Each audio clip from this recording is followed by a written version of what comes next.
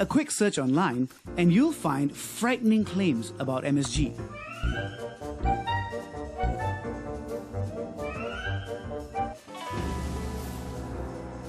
I have to take you back to 1908 Japan. In a kitchen, a wife served her famous seaweed broth to her husband, leading to an eruption of flavors in his taste buds and a light bulb moment. And in that moment, Professor Kikunae Ikeda wanted nothing more than to replicate the savory taste of this broth.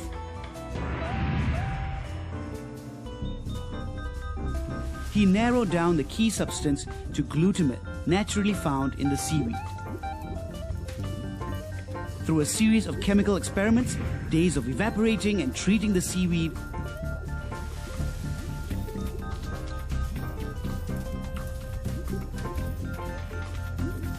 white crystals began to form. And that is the story of how MSG was discovered.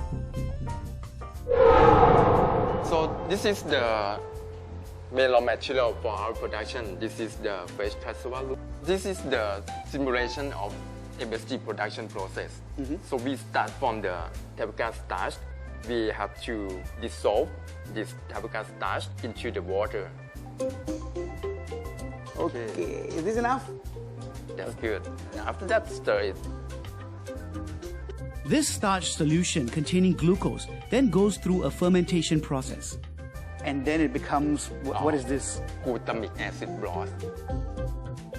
It's here where the glutamate, the G in MSG, is formed. The solution is filtered to get rid of the color. In the crystallization process, the MSG solution is heated and dried to form the concentrated glutamate we sprinkle on food. With a name as scientific sounding as Monosodium Glutamate, I always thought that MSG was made by mixing chemicals and preservatives.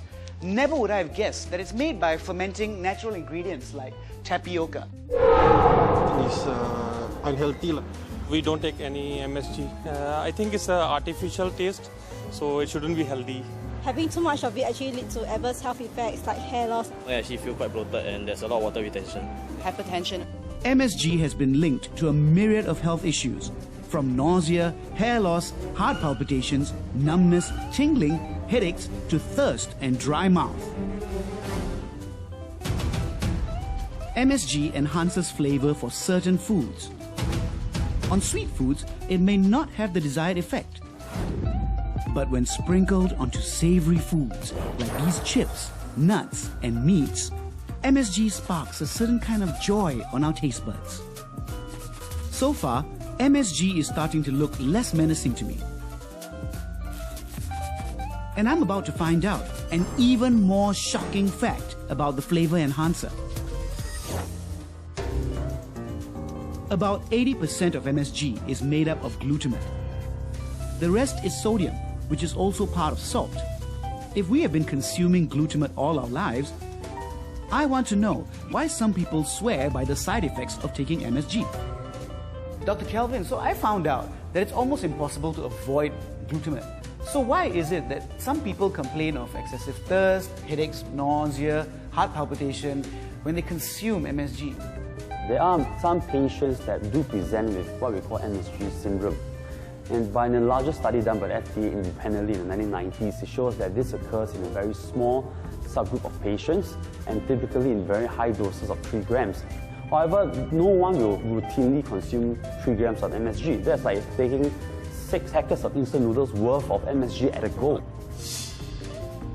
For individuals who are sensitive or hypersensitive to MSG, or MSG causing breathlessness or asthma attacks, these individuals should avoid MSG. And what about hair loss? Based on most research done, there's no strong evidence linking causality of hair loss to MSG consumption. Dr. Kalpana, I've been observing how some of our food is prepared, so I wanted to show you some footage that I actually got, and maybe you can let me know what you think.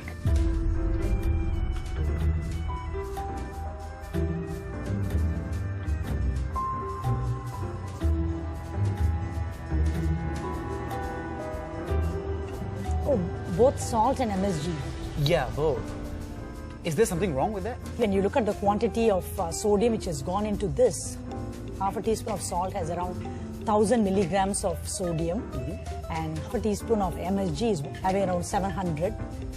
So this fried rice alone will have around 1700 milligrams of sodium. Wow, that's almost my daily intake. Yes, because we always reiterate, Yeah. keep your daily intake less than 2000 milligrams of sodium. So how can I use my MSG better? Okay, the best way is try to flavor your foods naturally with your herbs and spices, but at the same time, if you still feel, oh, something is lacking, you feel that lack of taste or that umami taste and so on, then use, instead of 1 teaspoon of salt, if I use 1 teaspoon of MSG, when you take salt, 1 teaspoon has around 2000 milligrams. MSG gives around 700 milligrams of sodium. Weight for weight, MSG has only 1/3 of the sodium content. So like that I can actually pull back on my sodium intake and also Yes. still have a little bit of umami flavor as well. Yes. Does that mean that MSG is a good substitute for salt? MSG is one of the substitutes for salt, but when you look at MSG, as per European Food Safety Authority, the amounts allowed for MSG is 30 milligrams per kilogram body weight. Okay. May I know what is your body weight? I'm about 70 kg. So when you take that into account, so 70 times 30 milligrams, that will be around 2100, right? Per 2100 milligrams, which is around 2.1 grams of MSG.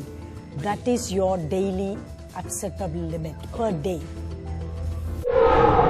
I started this investigation convinced that MSG is harmful to my health.